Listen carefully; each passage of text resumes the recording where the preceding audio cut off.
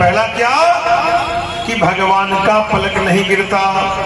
दूसरा शब्द क्या आया कि भगवान जहां आते हैं उनके पदचिन्ह का निशान पड़ जाता है। और तीसरा कि भगवान की जो परछाई नहीं होती, जहां भगवान रहते हैं वहां परछाई भगवान का नहीं दिखाई देता। इतने में फिर कापूस कान डाल के आगे बढ़ गया। एक दिन क्या हुआ, चोरों के जो सरदार थे, आज चोरों के यहाँ चोरी हो गई और जो चोरी करने आया खूब बढ़िया काली गरुड़ धारण कर लिया, खूब बढ़िया करखा लगाया चेहरे में और खड्ग लिया हाथ में। जब पकड़ा गया वो कहा, देखो भैया मैं शिव का भक्त हूँ, शिव हूँ, साक्षात महाकाल हूँ। सब लोग डर गए भैया कि काली बन के रूप साक्षात भगवान काली देवी तो नहीं आ गई है। सब चिंता में पड़ गए।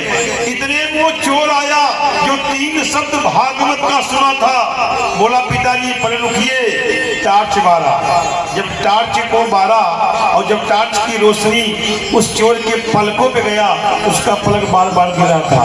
बोला, भैया एक तो कंफर्म हो गया, भगवान का संत ने कहा था पलक नहीं गिरता और इसका पलक गिर रहा है। कहीं काम पे जरा देख, इसकी परछाई तो नहीं दिखाई दे रहा है। देखे चोर की परछाई भी दिखाई दे रहा था।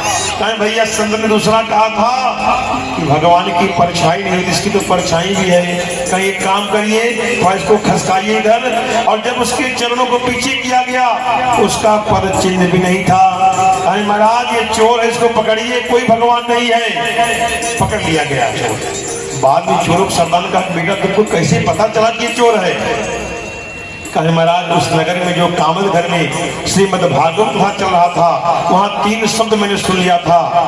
अरे कहे बेटा, जब 3 शब्द सुनने से इतना ज्ञान मिल सकता है, चोरों को पकड़ लिया तुमने, अगर पूरी कथा हम श्रवण कर ले तो पूरे संसार का कल्याण हो जाएगा। इसीलिए सब लोग मिल करके चोरों के सरदारों ने भी भागवत कथा श्रवण किया और पूरा चोर जो है भक्तमय हो गया।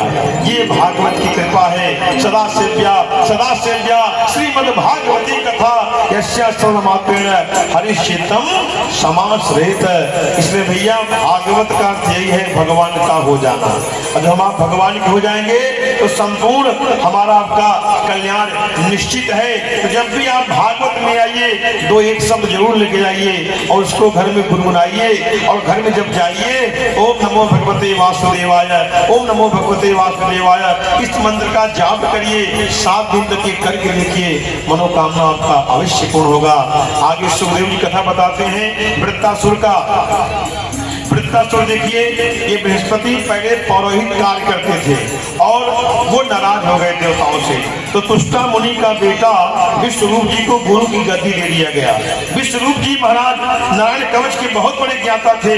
यज्ञ में विश्वरूप का वध हो गया इंद्र के द्वारा, क्योंकि वो अपने मामा दैत्यों का पक्ष लेते थे।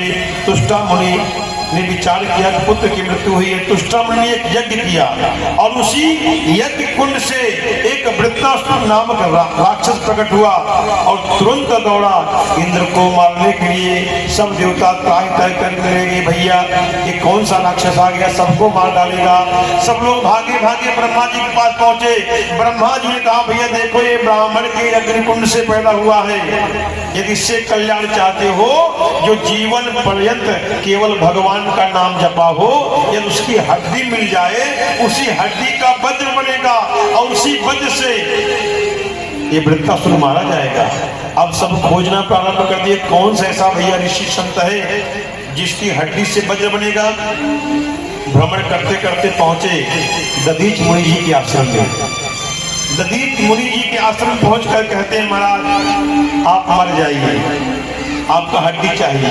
अभी किसी बोलिए भैया आप मर जाइए, आपकी हड्डी चाहिए, तो मरने से पहले आपको ही मार डालेगा। लेकिन दधीच मुनि ने कहा, भैया यदि भगवान के कार्य में मेरा शरीर आ जाए, इससे बड़ा भाग्यशाली मेरे लिए जीवन में क्या होगा। तुरंत जो है समाधिस्थ हुए और एकाएक भगवान को याद कर लिए, प्राण प्रेत निकल गया। उसी हड्डी से, दधीच मुनि के हड्डी से इंद्र जी का वज्र बना।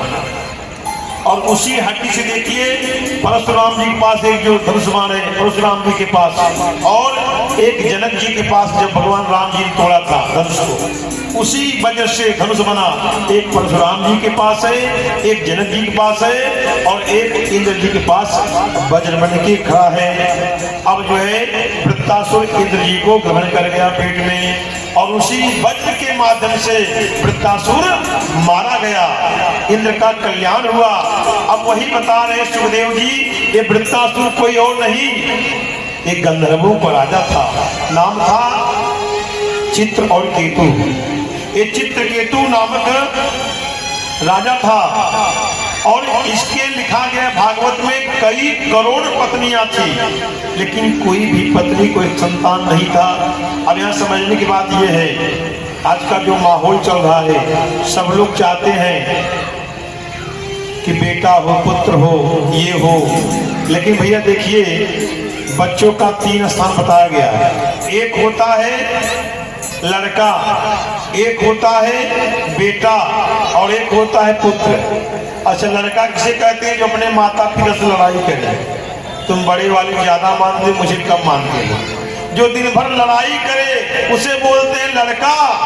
और बेटा किसे कहते हैं? जो घर में बंटवारा कर देगा, बस अब नहीं चलेगा भैया बांट दीजिए। जो घर में बंटवारा कर दे उसे बोलते हैं बेटा। अच्छा, पुत्र किसे कहते हैं? पुण्णाम नरकायते जयते इत पुत्र है। भैया पुत्र तो वही होगा अपने माता पिता के सामने हाथ जोड़ेगा, हे माता पिता आप केवल मेरे साथ रहिए, आपका आशीर्वाद मुझे चाहिए, मैं अपने भुजबल अपने परिश्रम से जो भी कमाऊंगा, जो भी खाऊंगा वो खिलाऊंगा, पहले आपकी सेवा करूंगा। तो भैया सबसे उत्तम पुत्र था, इसलिए आप लोग पुत्र मांगिए, बेटा और लड़का मत मांगिए। सबसे उत्तम पुत्र कौन इस कलयुग में? जैसे भैया माता पिता थके हुए हैं और कहीं से आए और कह दें, इशारा पुत्र समझ जाए कि माता पिता को प्यास लगी है और ला करके जल पिला दे, एक कलयुग में सबसे उत्तम पुत्र कहा गया है, जो कि कलयुग मिलना बहुत कठिन है। सेकंड पुत्र कौन है? माता पिता कहीं से आए और बोले बेटा प्यास लगी है, जरा पानी लाओ। बेटा खुशी के मारे गया और पानी ला के पिला दे, ये सबसे सेकंड पुत्र है। और सबसे निम्न पुत्र कौन है? माता पिता ने कहा अरे बेटा जरा पानी लाओ, प्यास लगी है। बेटा गया, न तो पानी लाया और न तो किसी को भेजा। माता पिता चिल्ला रहे हैं पानी लाओ पानी लाओ, ऐसे तो माँ के गर्भ के नासूर है। ये दुर्भाग्य की बात है, क्योंकि शास्त्र कहता है सुन जननी सुत बड़ भागी और जो पितु मातु वचन अनुरागी। जो संतान अपने माता पिता का आज्ञा मानेंगे, जो संतान अपने माता पिता कहना मानेंगे, जो संतान अपने माता पिता की सेवा करेंगे, ये समझ लीजिए क्योंकि सब मनोकामना पूर्ण हो जाएगा। देवताओं की पूजा करो या न करो, लेकिन घर के जो देवता हैं माता पिता उनकी सेवा करिए। आज का जो माहौल चल रहा है, मैं सबसे निवेदन करूंगा कोई अन्यथा न इस बात को। आजकल की जो बहुएं हैं केवल विचार करिए, हम जिस घर में जाते हैं सास और ससुर अगर उनका हम देखभाल नहीं करना चाहते या कुछ उनके प्रति दुर्भाव मन में आता है, खाली आप एक मन से सोचिए, जो आपका ससुर है, आपके पति का पिता है, जो सासू है, अपना धन संपत्ति वैभव क्या पड़ोसी देगी हो? आपके जो ससुर जी हैं अंत समय में अपने बेटे और बहू को ही देंगे, दूसरे को देने वाले नहीं है। इसलिए भैया दुर्भाग्य की बात है कि पहले के माता पिता सोचिए 5-5 बच्चे को पालते पोसते बड़ा करते, लेकिन 5-5 बच्चे जो है अपने माता पिता को देखभाल नहीं कर पा रहे। इससे बड़ा दुर्भाग्य और क्या होगा? याद रखना, जब हम आप जन्म लिए थे हमारे माता पिता हमारे आपके पास खड़े थे। जब भैया आपके माता पिता वृद्ध हो जाए तो आप भी उनके साथ खड़े रहिए, उनकी सेवा करिए, उनका देखभाल करिए, क्योंकि इससे बड़ा कोई दूसरा यज्ञ जीवन में नहीं है। एक माँ जब रुदन करती है, जब बेटा ये कहता है तुझे कुछ ज्ञान नहीं है, तुझे कुछ समझ नहीं है, क्या बोलना है, कैसे उठना है, कहाँ बैठना है, क्या करना है, तब माँ रोती है, कहाँ बेटा, तब माँ रोती है। जब तू बोल नहीं पाता था तेरे इशारों को मैं समझ जाती थी, आज तो इतना ज्ञानी हो गया है कि बोल रहा है कि मुझे बोलना नहीं आता।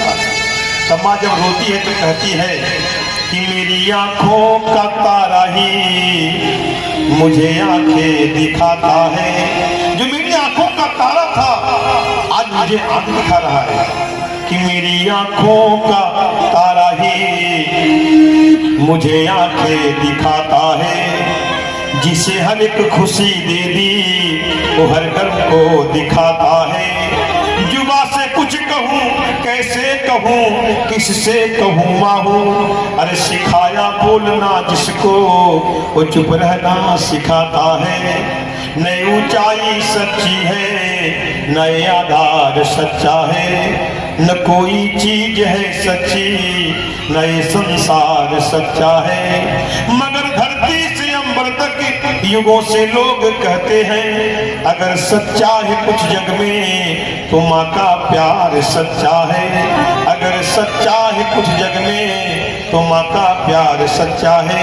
आज केवल आप अनुभव कर लीजिए, हम आप कितना भी कमा ले महाराज जी, लेकिन जो आनंद हमें आपको अपने माता पिता कमाई पाता था वो आज आनंद नहीं है। आज लाखों रुपए कमा लीजिए, करोड़ों का बना लीजिए, लेकिन जो सुख माता पिता कमाई में था वो आज सुख नहीं है। हम लोग 2 रुपए पाते थे, मेला देखने जाते थे, लेकिन इस 2 रुपए में भी 1 रुपए हम लोग बचा लेते थे, आनंद के साथ मेला देखते थे, पिताजी के कंधे पे बैठ जाते थे और मांग करते थे मुझे ये चाहिए। पिताजी कैसे न कैसे करके कुछ चीज को दिलाते थे।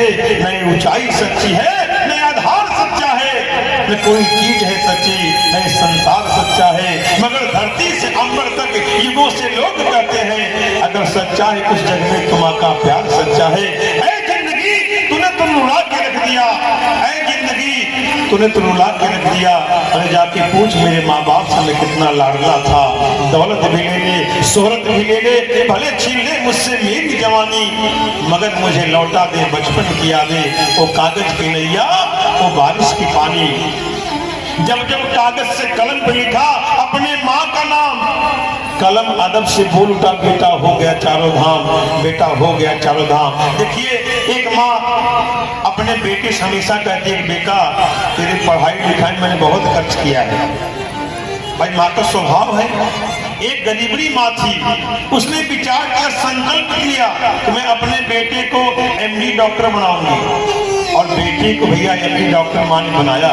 गरीब माँ थी, अपने बेटे को पढ़ाया। जब बेटा पढ़ लिख करके डॉक्टर बन गया और जा करके विदेश में वेल सेट हो गया, काफी साल जब बीता और घर जब आया तो उसकी माँ कहती है, बेटे भूलना मत, मैंने बहुत कठिन मेहनत किया, मैं भोजन नहीं किया पर मैं तुझे भोजन कराई, तुझे मैं एमडी डॉक्टर बनाई, मैंने बहुत कष्ट झेला बेटा। तब आज बेटा क्रोध में करता है, माँ ये बता तू बार बार मुझे ताना मारती है, तुझे ये किया, इस ताना से मैं मुक्त होना चाहता हूँ, बता मुझे करना क्या है। तब माँ कहती है, बेटा अगर तुझे इस ताना से मुक्त होना है तो एक काम करो, आज रात्रि के समय में जिस कक्ष में मैं सोती हूँ वही नीचे तुम भी सो जाना। बच्चा खुश हो गया, एक रात्रि सोने से ये माँ के ताने से मैं मुक्त हो जाऊंगा। माँ ऊपर पलंग में सोती है, नीचे बिस्तर लगा करके बेटा सोता है। जब कुछ रात्रि बीता, माँ ने कहा, अरे बेटा, अरे ओ बेटा मुझे प्यास लगी है, जरा पानी लाओ। बेटा खुशी की मारी उठा और हंसते हुए जोर से गया, दोनों हाथों से लोटे पे जल लेकर के आता है, अपने माँ को देता है, दोनों हाथों से भैया ये जल पी लो। बच्चा सोचा केवल जल पिलाने से मैं ये ताने से मुक्त हो जाऊंगा। बेटा फिर सो गया, जो बचा हुआ पानी था माँ ने बेटे के ऊपर गिरा दिया। बेटा क्रोध उठा, रही माँ ये तूने क्या कर दिया, पूरा बिस्तर गीला हो गया, ये तूने क्या कर दिया। माँ मान कही, बेटा मैं बूढ़ी हो गई हूँ, मुझे दिखाई नहीं दे रहा है, मैं बूढ़ी हो गई हूँ। बेटा कहा ठीक है माँ सो जाओ। जैसे ही बेटा फिर सोया, बूढ़ी माँ ने फिर कहा, अरे बेटा, अरे ओ बेटा मुझे प्यास लगी, जरा पानी लाओ। अब बेटा जो खुशी के मारे उठा था क्रोध मुठ रहा है, तू पागल हो गई है, तुझे ज्ञान नहीं है, न सो रही है न सोने दे रही है। बेटा क्रोध में जाता है, जो दोनों हाथों से लोटे में जल भर के लाया था अब एक हाथ से ला रहा है, ये पकड़ो और पियो, सो जाओ और मुझे सोने दो। तो ठीक है बेटा तुम सो जाओ। जैसे ही बेटा सोता है, बचा हुआ पानी जो था बूढ़ी माँ ने फिर गिरा दिया और बेटा क्रोध उठा, तू पागल हो गई है, तू जीने योग्य नहीं है, तुझे ज्ञान नहीं है। बिस्तर गीला हो गया, मैं गीला हो गया, न सो रही है न सोने दे रही। तब माँ कहती बेटा याद कर दो दिन, अरे दिन रात तुझे तेरी माँ ने बाहों में तुझे झुलाया, खुद गीले में माँ सोई, सूखे में तुझे सुलाया। बड़ा कर्ज है तुझ पे माँ का, तेरा फर्ज है कर्ज चुकाना। जिसने तुझे जन्म दिया है, दिल उनका नहीं दुखाना। माँ बाप से बढ़कर जग में कोई दूजा नहीं।